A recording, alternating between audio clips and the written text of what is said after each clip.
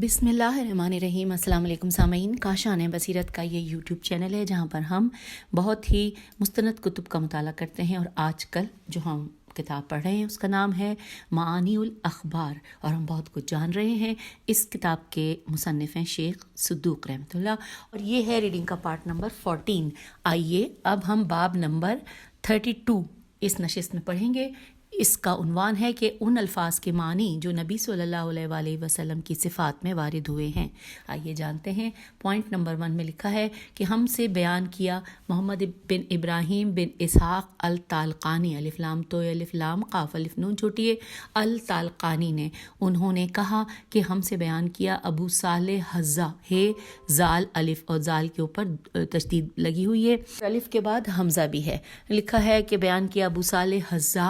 के नाम से मारूफ अबू अहमद अल कासिम बिन बिंदार ने,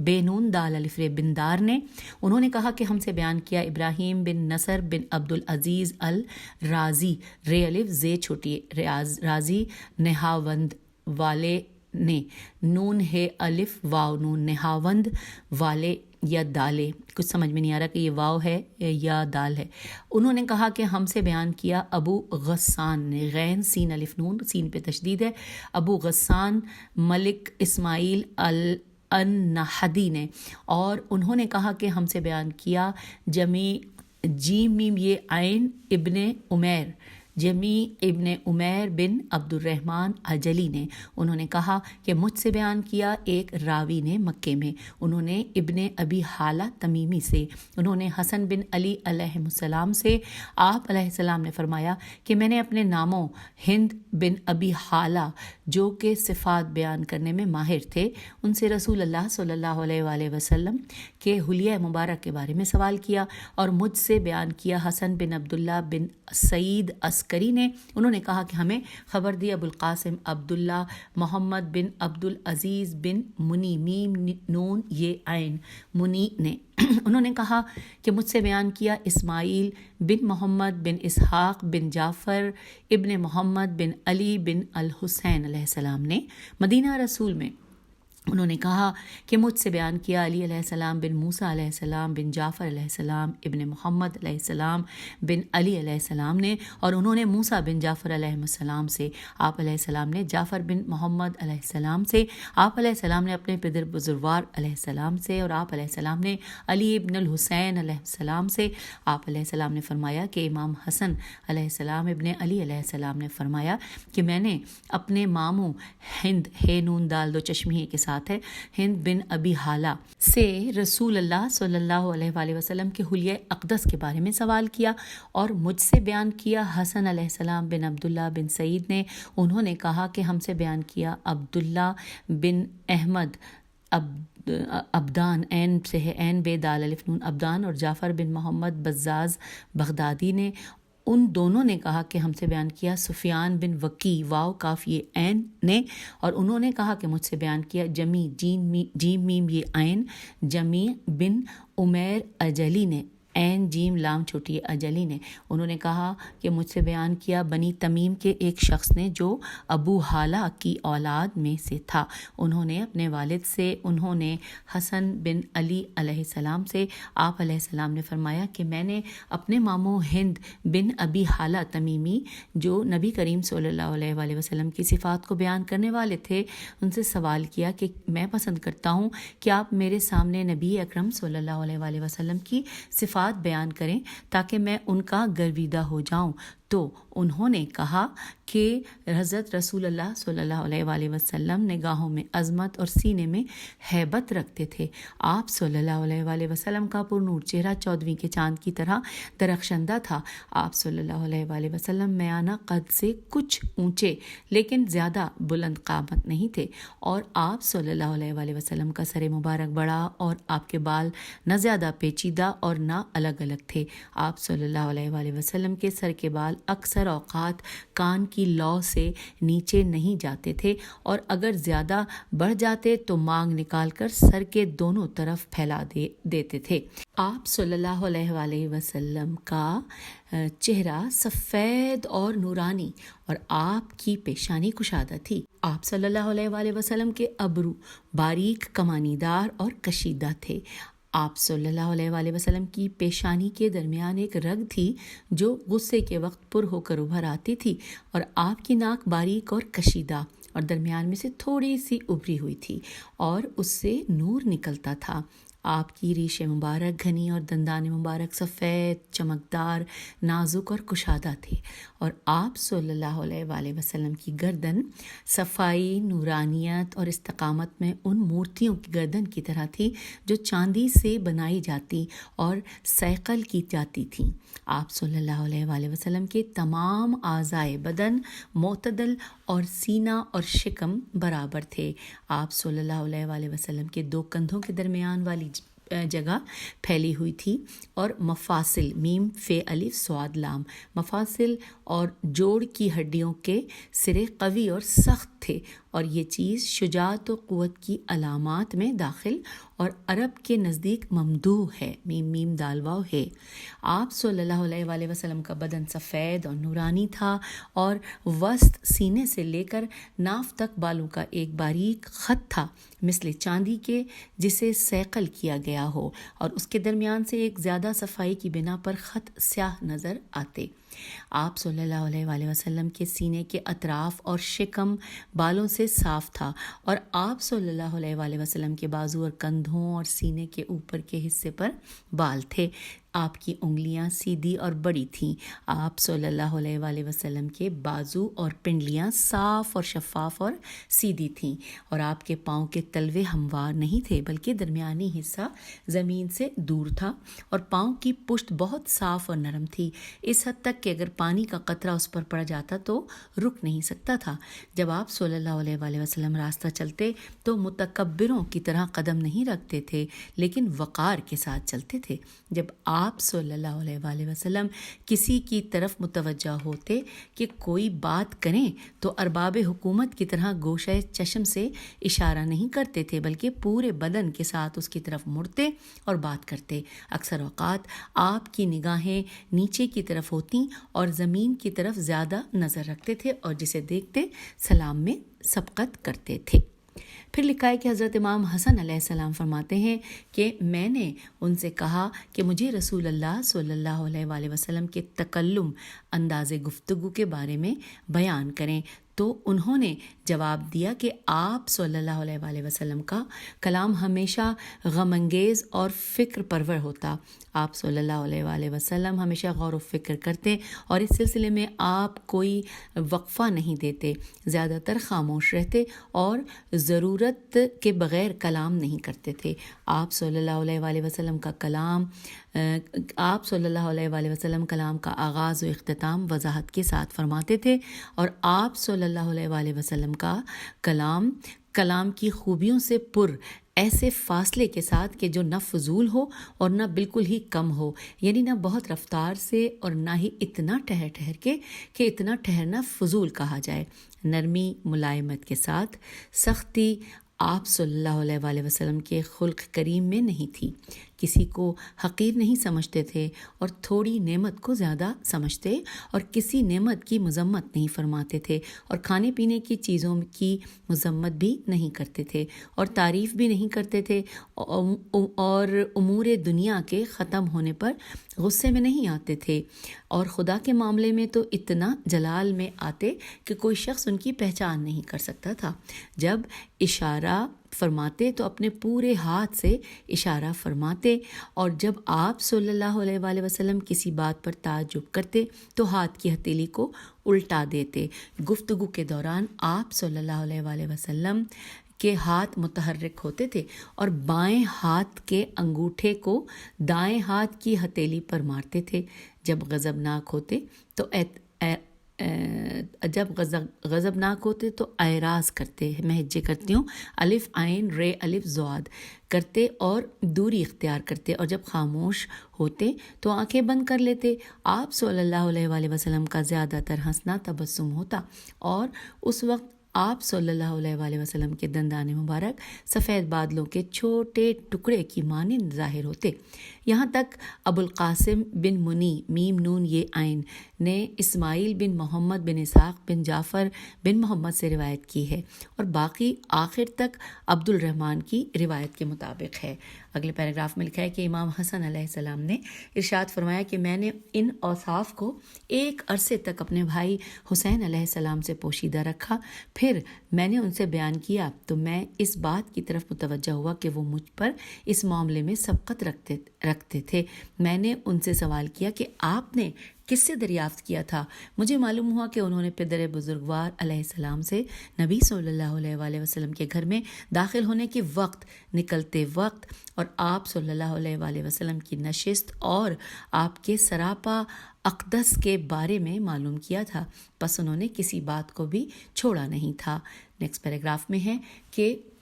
امام حسین علیہ السلام نے ارشاد فرمایا کہ میں نے اپنے پدر بزرگوار علیہ السلام سے رسول اللہ صلی اللہ علیہ وآلہ وسلم کے گھر میں داخل ہوتے وقت کے بارے میں سوال کیا، تو امیر المومنین علیہ السلام نے جواب میں فرمایا کہ آپ صلی اللہ علیہ وآلہ وسلم کا گھر میں داخل ہونا اپنے حق میں اجازت کے ساتھ تھا، پس جب آپ صلی اللہ علیہ وآلہ وسلم گھر میں داخل ہو جاتے تو اپنے اوقات الف واو قاف الف تے اوقات کو 3 حصوں میں تقسیم فرماتے، ایک حصہ پروردگار کے لیے، ایک حصہ گھر والوں کے لیے اور ایک حصہ اپنے لیے، اور پھر اپنے حصے کو 2 حصوں میں تقسیم کرتے، ایک اپنی ذات کے لیے اور ایک دوسرے لوگوں کے لیے۔ ملاقات کے موقع پر پہلے مخصوص لوگوں کو عام لوگوں پر مقدم فرماتے اور ان میں سے کسی کو بھی ذرہ برابر حقیر نہیں قرار دیتے تھے۔ آپ صلی اللہ علیہ وآلہ وسلم کا طریقہ کار یہ تھا کہ اپنی امت میں سے ان افراد کو تقسیم اموال کے موقع پر مقدم فرماتے تھے کہ جنہیں دینی معاملات میں فضیلت حاصل ہوتی تھی، پھر آپ صلی اللہ علیہ وآلہ وسلم اسی فضیلت کے معیار کے مطابق ان کا حصہ مقرر فرماتے تھے۔ پس ان میں سے کچھ ایسے لوگ تھے جو ایک حاجت رکھتے تھے اور کچھ 2 حاجتیں اور کچھ زیادہ حاجتیں رکھتے تھے۔ آپ صلی اللہ علیہ وآلہ وسلم تمام امور کا خیال رکھتے تھے اور لوگوں کو اصلاح احوال اور اصلاح امت کی ترغیب دلاتے تھے، انہیں اصلاحی مسائل اور ان کی دیگر جزیات کے بارے میں آگاہ فرماتے۔ آپ صلی اللہ علیہ وآلہ وسلم فرمایا کرتے تھے کہ تم میں سے حاضر و موجود شخص میں سے ہر ایک کو چاہیے کہ غائب و غیر حاضر شخص تک پیغام پہنچائے، اسی طرح تم لوگ ان غیر موجود لوگوں کی حاجتیں مجھ تک پہنچاؤ جو اپنی حاجت نہیں پہنچا سکتے، پس جو شخص حاکم تک اس شخص کی حاجت پہنچائے کہ جو اپنی حاجت پہنچانے پر قادر نہیں، تو اللہ تعالیٰ قیامت کے دن اس کے دونوں قدموں کو ثابت رکھے گا۔ آپ صلی اللہ علیہ وآلہ وسلم کے ساتھ فقط ضرورت کے مطابق بات کی جاتی تھی، کسی کو غلطی پر مورد مواخذہ قرار نہیں دیتے تھے۔ لوگ آپ صلی اللہ علیہ وآلہ وسلم کی خدمت میں حاضر ہو کر آپ کو امور مملکت کے بارے میں اطلاعات فراہم کرتے، اور جب آپ صلی اللہ علیہ وآلہ وسلم کی خدمت سے واپس لوٹتے تو ہر شخص دنیا کی رہبری کا فریضہ اپنے کندھوں پر اٹھا کر باہر نکلتا اور فرماتا، میں نے پوچھا گھر سے باہر حضرت صلی اللہ علیہ وآلہ وسلم کی رفتار کیا تھی؟ تو نہیں، ہم اس لائن کو سامعین دوبارہ پڑھ لیتے ہیں کہ کسی کو غلطی پر مورد مواخذہ قرار نہیں دیتے تھے۔ لوگ آپ صلی اللہ علیہ وآلہ وسلم کی خدمت میں حاضر ہو کر آپ کو امور مملکت کے بارے میں اطلاعات فراہم کرتے تھے، اور جب آپ صلی اللہ علیہ وآلہ وسلم کی خدمت سے واپس لوٹتے تو ہر شخص دنیا کی رہبری کا فریضہ اپنے کندھوں پر اٹھا کر باہر نکلتا۔ فرمایا، میں نے پوچھا گھر سے باہر حضرت صلی اللہ علیہ وآلہ وسلم کی رفتار کیا تھی؟ تو آپ علیہ السلام نے فرمایا کہ پیغمبر خدا اپنی باتوں کو اپنے دل کے خزانے میں جمع رکھتے تھے اور سوائے ان مواقع کے کہ جہاں بات کرنا ضروری ہوتا یا لوگوں کو متوجہ کرنا مقصود ہوتا، کسی اور مقام پر گفتگو نہیں کرتے تھے، لوگوں کے ساتھ گھل مل کر رہتے اور ان کے ساتھ ناپسندیدگی کا رویہ نہیں اپناتے، ہر قوم کے بزرگ کا احترام کرتے اور اس کو اس کی قوم پر ذمہ دار قرار دیتے تھے، لوگوں سے بڑی احتیاط اور پرہیز کے ساتھ سامنا کرتے، لیکن اس کے باوجود اپنی خوش رفتاری اور کشادہ روی کو کسی سے بھی کم نہیں کرتے تھے۔ اگر ایک مدت تک اپنے ساتھیوں کو نہ دیکھتے تو ان کے حالات دریافت کرتے اور لوگوں سے ان کے حالات کے بارے میں پوچھتے تھے، نیک کاموں پر آفرین کہتے اور نیکی کے فروغ کو تقویت دیتے، جبکہ برائی کی مذمت فرماتے اور اسے حقیر اور بے قدر و قیمت قرار دیتے، تمام امور میں میانہ روی اختیار فرماتے، کبھی تند روی نہیں کرتے، لوگوں کی اکتاہٹ اور لوگوں کی غفلت کے خوف سے غافل نہیں رہتے اور حق میں کوتاہی نہیں فرماتے۔ لوگوں میں سے اچھے اور نیک لوگ آپ صلی اللہ علیہ وآلہ وسلم کی خدمت میں بیٹھتے تھے۔ آپ صلی اللہ علیہ وآلہ وسلم کی نظر میں وہ شخص دوسروں سے زیادہ محترم ہوتا تھا جو دوسروں کی نسبت لوگوں کا زیادہ خیر خواہ ہوتا، جو شخص لوگوں کی مالی یا غیر مالی زیادہ خدمت کرتا وہ حضور صلی اللہ علیہ وآلہ وسلم کے نزدیک برتر ہوتا۔ میں نے آپ علیہ السلام سے آپ صلی اللہ علیہ وآلہ وسلم کی مجلس و نشست کے بارے میں سوال کیا تو آپ علیہ السلام نے فرمایا کہ آپ صلی اللہ علیہ وآلہ وسلم نہ بیٹھتے تھے اور نہ اٹھتے تھے مگر ذکر خدا کے ساتھ، ہمیشہ ایک مخصوص جگہ پر نہیں بیٹھتے تھے بلکہ دوسرے لوگوں کو بھی ہمیشہ ایک معین جگہ پر بیٹھنے سے منع فرماتے تھے۔ جب کسی ایسی مجلس میں وارد ہوتے جہاں دوسرے لوگ آپ صلی اللہ علیہ وآلہ وسلم سے پہلے بیٹھے ہوئے ہوتے تھے تو جہاں جگہ ملتی بیٹھ جاتے اور دوسروں کو بھی ایسا کرنے کی تلقین فرماتے تھے۔ اپنی توجہ اور نظر کو کسی ایک طرف مرکوز نہیں رکھتے تھے بلکہ سب پر برابر تقسیم فرماتے تھے۔ چنانچہ مجلس میں بیٹھتے ہوئے کسی شخص کو یہ احساس نہیں ہوتا تھا کہ فلاں شخص مجھ سے زیادہ حضور صلی اللہ علیہ وآلہ وسلم کی نظر میں قابل اکرام و عزت ہے۔ جو شخص بھی آپ صلی اللہ علیہ وآلہ وسلم کے حضور بیٹھتا تو آپ صلی اللہ علیہ وآلہ وسلم مروت سے کام لیتے یہاں تک کہ وہ شخص خود اٹھ کر چلا جائے۔ جو حاجت مند بھی آپ صلی اللہ علیہ وآلہ وسلم کے پاس حاضر ہوتا تو وہ نہیں پلٹتا مگر اپنی حاجت پا کر یا اچھی گفتگو و تسلی خاطر کے ساتھ۔ اگلے پیراگراف میں لکھا ہے کہ آپ صلی اللہ علیہ وآلہ وسلم کے اخلاق جاذبہ کا یہ عالم تھا کہ ہر کسی کے لیے آپ صلی اللہ علیہ وآلہ وسلم گویا کہ والد بن گئے تھے۔ مخلوق میں سے تمام لوگ آپ کی نظر میں یکساں تھے۔ آپ صلی اللہ علیہ وآلہ وسلم کی مجلس بردباری، حیا، صدق اور امانت کی مجلس ہوتی جس میں آواز بلند نہیں ہوتی تھی۔ آپ صلی اللہ علیہ وآلہ وسلم کی مجلس عشق و محبت کی پرورش کا گہوارہ تھی۔ اس مجلس میں لوگوں کا احترام محفوظ رہتا تھا۔ اہل مجلس آپس میں عدل کرنے والے اور ایک دوسرے کو تقویٰ کی وصیت کرنے والے تھے، ایک دوسرے کے ساتھ تواضع سے پیش آتے تھے۔ سب اہل مجلس بڑوں کی عزت کرتے اور چھوٹوں پر رحم کرتے تھے، حاجت مندوں کو مقدم کرتے تھے، پردیسی کی حفاظت کرتے تھے۔ میں نے عرض کی آپ صلی اللہ علیہ وآلہ وسلم کی اپنی نشستوں میں کیسی سیرت تھی؟ فرمایا آپ صلی اللہ علیہ وآلہ وسلم ہمیشہ خندہ پیشانی اور نرمی کے ساتھ پیش آتے، جلدی راضی ہو جاتے۔ آپ نرم دل اور بے آزار تھے، غصہ نہ کرتے اور نہ سخت مزاج تھے، کسی کو برا بھلا کہنے والے نہ تھے، نہ کسی کی عیب جوئی کرنے والے تھے اور نہ کبھی کسی کی چاپلوسی کرتے، جس کی خواہش نہ ہوتی اسے نظر انداز کرتے۔ آپ صلی اللہ علیہ وآلہ وسلم سے مایوس نہ ہوا جاتا بلکہ حاجت روائی ضرور فرماتے، آرزومند خالی ہاتھ واپس نہیں جاتے تھے۔ 3 چیزوں کو اپنے آپ کے لیے ترک کر دیا تھا: کسی سے بحث کرنا، زیادہ گفتگو کرنا اور بے فائدہ کام میں مشغول ہونا، اور 3 چیزوں کو لوگوں کے سلسلے میں ترک کر دیا تھا: کسی کی مذمت نہیں فرماتے تھے، کسی کی طرف آر کی نسبت نہیں دیتے، لوگوں کے رازوں اور پوشیدہ باتوں کی جستجو نہیں فرماتے تھے۔ کلام نہیں کرتے تھے مگر ان چیزوں کے سلسلے میں جہاں ثواب کی امید ہو۔ جب آپ صلی اللہ علیہ وآلہ وسلم کلام فرماتے تو اہل جلسہ نیچے سر ڈال کر اس طرح زمین کی طرف دیکھتے رہتے گویا کہ ان کے سروں پر پرندے بیٹھے ہوئے ہوں، اور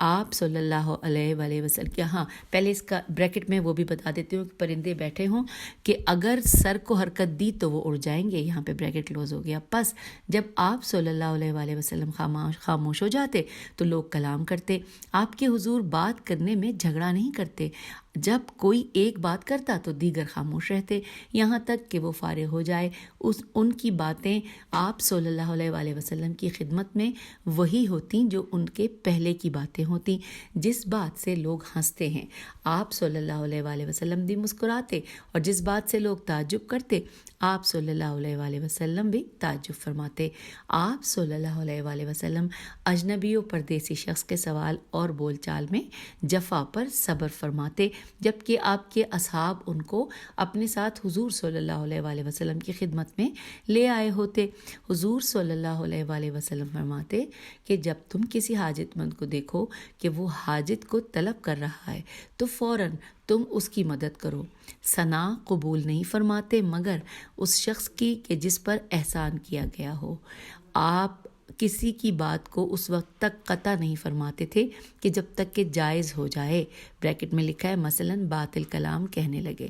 یہاں پر بریکٹ کلوز ہو گیا، اور پھر لکھا ہے کہ اس وقت آپ صلی اللہ علیہ وآلہ وسلم اسے منع فرماتے یا اٹھ جاتے۔ اب اگلے پیراگراف میں لکھا ہے کہ میں نے رسول اکرم صلی اللہ علیہ وآلہ وسلم کی سکوت، خاموشی کے بارے میں سوال کیا تو آپ علیہ السلام نے فرمایا کہ حضرت صلی اللہ علیہ وآلہ وسلم کا سکوت 4 موقعوں پر ہوتا تھا: حلم کے موقع پر، ہے لام میم حلم کے موقع پر، احتیاط کے موقع پر،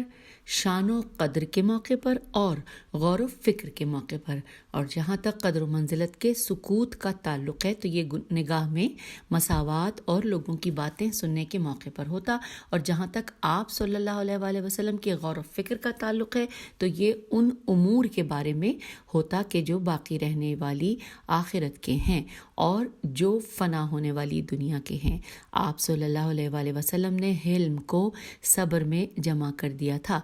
بس کوئی چیز آپ صلی اللہ علیہ وآلہ وسلم کو غضبناک نہیں کرتی تھی اور نہ ہی کوئی چیز آپ صلی اللہ علیہ وآلہ وسلم کو مضطرب کرتی۔ آپ صلی اللہ علیہ وآلہ وسلم نے احتیاط کو 4 چیزوں میں جمع کر دیا تھا۔ احتیاط کو اخذ کر کے نیکی کو انجام دیتے تاکہ لوگ اس میں آپ صلی اللہ علیہ وآلہ وسلم کی پیروی کریں، اور بطور احتیاط قبیح افعال، قاف بے یہ ہے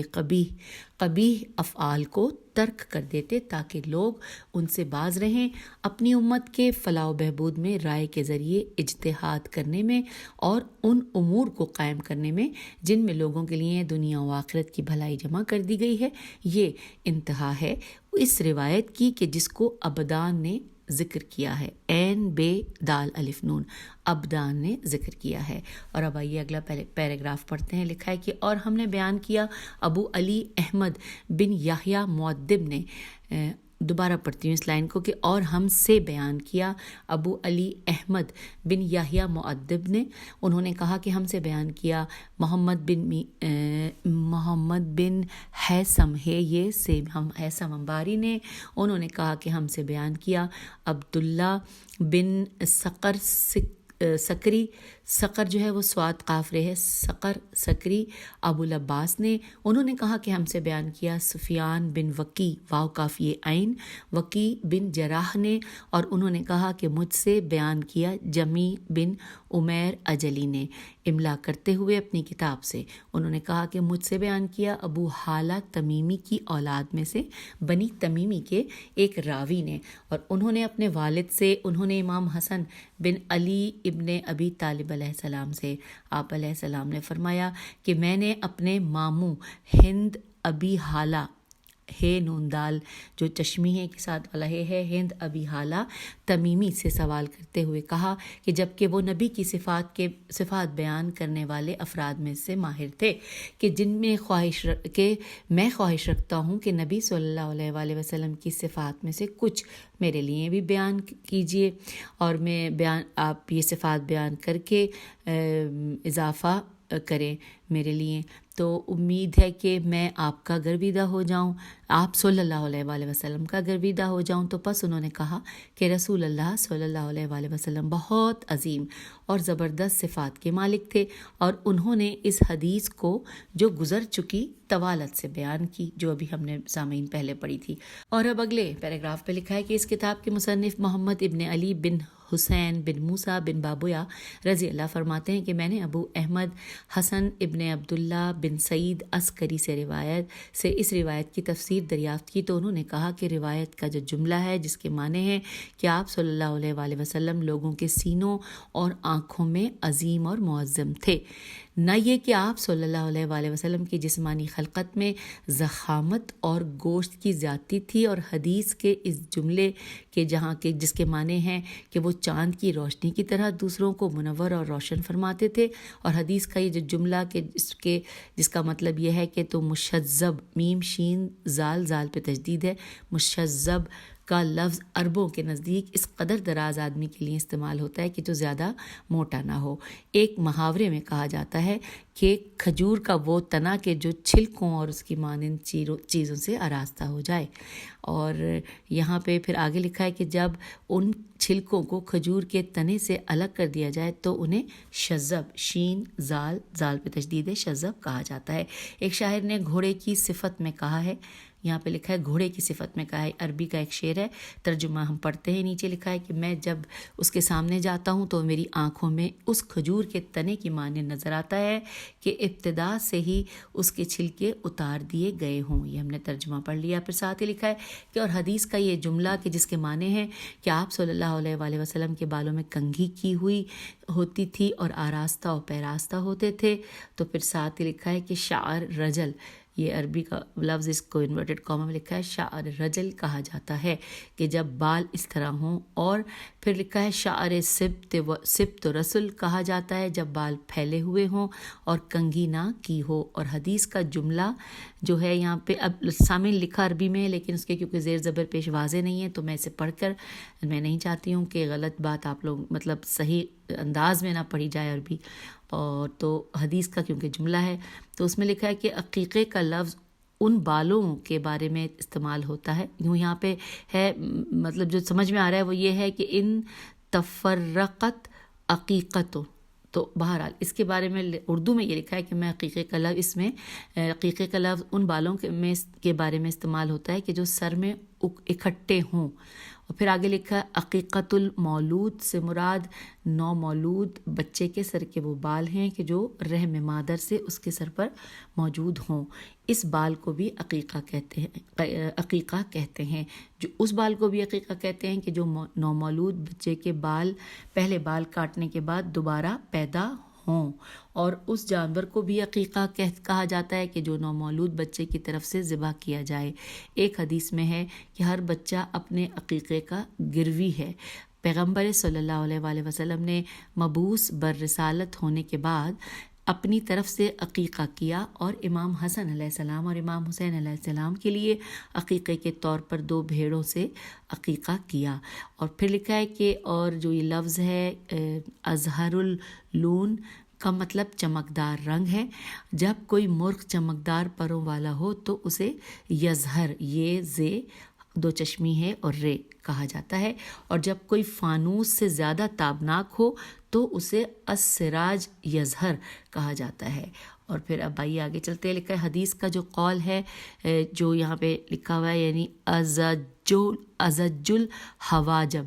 یعنی کہ آپ صلی اللہ علیہ وآلہ وسلم کے ابرو گھنے بالوں والے باریک بلند اور کھنچے ہوئے تھے اور کنپٹی کی ہڈی تک کھنچے ہوئے یعنی کہ دراز تھے۔ شاعر کہتا ہے، یہاں شاعر نے عربی کا ایک شعر ہے جس کا ترجمہ نیچے لکھا ہے کہ دراز قد اور خوش قامت انسان کو دیکھ کر تبسم کرنا اور گھنی ابرو کو غور سے دیکھنا کامیابی تک پہنچنے کی علامت ہے۔ یہاں پر یہ ترجمہ مکمل ہوا۔ اب پھر یہاں پہ لکھا ہے، کیونکہ یہ جو الفاظ شاعری کے ہیں ان کو پھر نیچے وہ واضح کر رہے ہیں۔ اس میں جو لفظ استعمال ہوا ہے،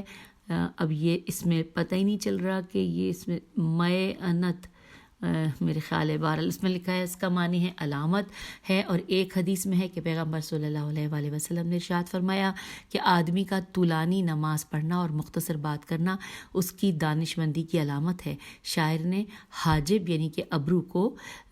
تثنیہ تے سے نون یہ ہے تثنیہ کے بجائے جمع کے لفظ کے ساتھ استعمال کیا ہے اور حواجب کہا ہے، جبکہ اسے حاجبین کہنا چاہیے تھا۔ تو اس کا یہ قول اس لغت کی بنا پر ہے کہ جو تثنیہ کی جگہ پر جمع کو استعمال کرتے ہیں، اور ان کی دلیل یہ آیت کہ اب یہ جو آیت ہے اس کو میں زیر زبر پیش کے بغیر کوشش کر رہی ہوں پڑھنے کی، وَكُنَّا لَحَكَمَهُمْ شاہدین ہے کہ جس کا کے مطابق حضرت داؤد علیہ السلام اور حضرت سلیمان علیہ السلام کے حکم کی طرف اشارہ ہے۔ اور لیکن جمع کی ضمیر استعمال کی گئی ہے نیز اس فرمان نبی صلی اللہ علیہ وآلہ وسلم کو بھی وہ لوگ دلیل کے طور پر پیش کرتے ہیں کہ آپ صلی اللہ علیہ وآلہ وسلم نے ارشاد فرمایا کہ 2 اور اس سے زیادہ جماعت ہے، اور بعض علماء کا کہنا ہے کہ ممکن ہے کہ شعر میں حواجب کا لفظ جمع کے معنی میں ہی استعمال ہوا ہو اور تثنیہ مراد نہ ہو، اس بنا پر کہ ازجل حواجب میں حاجب کے ہر حصے کو مستقل طور پر حاجب کہا جائے، لہٰذا مختلف ٹکڑوں کے مجموعے کو حواجب کہا جا سکتا ہے۔ مثال کے طور پر عورت کو حسنۃ الاجساد کہا جاتا ہے، جبکہ اس کا جسد و جسم ایک ہی ہے، مگر جسم کے مختلف حصوں کو الگ سے جسم قرار دے کر حسنۃ الاسجاد کہا گیا ہے۔ یقیناً آعشی نے کہا ہے، یہ شاعر کا نام ہے آعشی، الف عین شین چھوٹی ہے، اور یہاں ایک شعر لکھا ہوا ہے، نیچے اس کا ترجمہ ہے کہ تیری طرح خوش قامت اور سفید بھری پنڈلیوں والی کہ جس نے اپنے بدن کے ہر حصے کو معطر کیا ہوا ہے۔ یہاں پر یہ ترجمہ مکمل ہوا۔ اب آگے لکھا ہے، ہم یعنی کہ اسی کی شاعری کو وہ آگے جب سمجھا رہے ہوتے ہیں تو اس میں لفظ لکھا ہے صاد الف کاف، ساک کا مطلب ہے کہ لگانا ہے، اس کا مطلب ہے کہ لگانا۔ اچھا، اب حدیث کا ایک اور جملہ کہ جس کا کہ جو عربی میں کچھ یوں ہے کہ فی غیر قرن، یعنی اس معنی میں ہے کہ جب 2 ابروؤں کے درمیان فاصلہ اور سفیدی ہو، چنانچہ اگر 2 ابروؤں کے درمیان جگہ پر بال ہوں تو اسے البلج والبلجہ کہا جاتا ہے۔ میں ہجے کر دیتی ہوں، زیر زبر پیش کچھ نہیں ہے، الف لام بے لام جیم واو الف لام بے لام جیم ہے کہا جاتا ہے۔ جب اس انداز سے ہو تو حاجب بلج کہا جاتا ہے، اور جب بال ابرو کے درمیان متصل ہو جائیں تو اسے قرن کہا جاتا ہے، قافر نون کہتے ہیں۔ اور پھر لکھا ہے کہ اقنی الارنین، اب یہ میں نے یہ اندازے سے پڑھا ہے، اس جملے کے مطلب یہ ہیں کہ ان کی ناک کی ہڈی درمیان سے قدرے بلند تھی۔ ارنین عین رے نون یہ نون، ارنین یعنی ناک، اور کسل حیت کا مطلب ہے کہ آپ صلی اللہ علیہ وآلہ وسلم کی ریش مبارک چھوٹی تھی اور اس میں بال کثیر تھے۔ اچھا آگے چلتے ہیں، آگے لفظ لکھا ہے ذلی الف زواد لام یہ عین الف لام فے میم ذلی الفم، یہ انورٹڈ کاما میں اس میں لکھا ہے، اس کا مطلب یہ ہے کہ بڑے منہ والا۔ عرب بڑے منہ والوں کی مدح کرنا ترک نہیں کرتے تھے اور چھوٹے منہ کے آدمی کی مذمت کرتے تھے، چنانچہ شاعر ایک آدمی کی ہجو کرتے ہوئے کہتا ہے، ترجمہ پڑھ رہی ہوں، کہ اس کا مطلب یہ ہے کہ اگر میرا زحمت اٹھانا اور ہمت کرنا ایسے مرد کے لیے ہے کہ جس کا منہ چوہے کی طرح چھوٹا سا ہے، تو کہ جو کانٹے دار جھاڑیوں کے بجائے میوہ دار درخت سے پھل کھاتا ہے۔ اب آگے لکھا ہے کہ اور بعض شعراء نے کہا ہے کہ لحی اللہ، اب یہ مجھے پڑھنا نہیں چاہیے میرے خیال، اس کا ترجمہ پڑھتے ہیں کہ خدا قبیح کرے اور لعنت کرے اس پر جو ہے چھوٹے منہ والے قبیلے سے۔ پھر لکھا ہے شاعر نے ایک قبیلے کے افراد کی مذمت اس بنیاد پر کی ہے کہ اس کے منہ چھوٹے تھے، جس طرح عرب بڑے بڑے نامور یہاں سے دوبارہ پڑھتے ہیں کہ شاعر نے ایک قبیلے کے افراد کی مذمت اس بنیاد پر کی ہے کہ اس کے منہ چھوٹے تھے، جس طرح عرب بڑے بڑے نامور سخنوروں یہ کیا لکھا ہے جی، آدھا مٹا وسا ہے، سخنوروں اشداق یعنی کہ بلند بڑے منہ والے کی کشادگی کی وجہ سے مدح کرتے تھے۔ پھر لکھا ہے چنانچہ حدیث کے جملے کانا یفتتح الکلام، اچھا اس کا یہی مطلب ہے کہ چونکہ شدق شین دال قاف کے معنی جمیل اور قابل تعریف کے ہیں، اس لیے عربوں کے نزدیک کہا جاتا ہے کہ خطیب احرت الشدقین اور حریت الشدق، ہیرے یہ تے الف لام شین دال قاف۔ پھر لکھا ہے عمرو ابن سعید کو اشدق کہا جاتا تھا، اور خنسا خینون سین الف اور ساتھ میں ہے حمزہ، خینون سین الف خنسا نے اپنے بھائی کے سوگ میں یہ شعر کہے تھے۔ ان اشعار کا ترجمہ کہ میں اس کے چہرے سے بہت شرمندہ ہوں، قبیلہ ابو لیث سے ایک شعر چلا گیا ہے، سخنور اور دہندار وہ شعر کہ جب بھی میدان جنگ میں جاتا تھا دشمن اس کا مقابلہ نہیں کر سکتا تھا۔ تو سامعین یہاں تک پڑھ کے آپ سے اجازت چاہتے ہیں، اگلی نشست میں اس سے آگے چلیں گے۔ ابھی یہ باب چل رہا ہے، جاری ہے، ہم اس کو اگلی نشست میں مکمل کر لیں گے۔ خدا حافظ، فی امان اللہ۔